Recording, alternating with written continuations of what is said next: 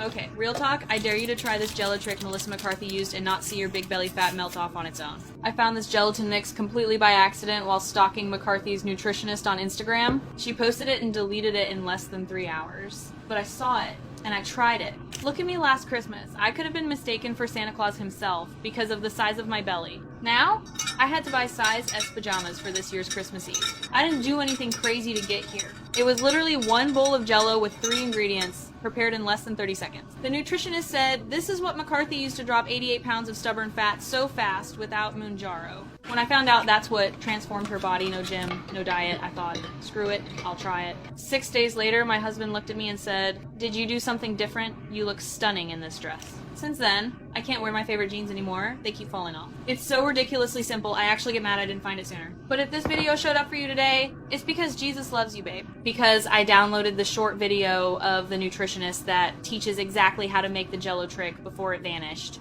Just tap the Learn More button below and watch it before she finds out and asks me to delete it.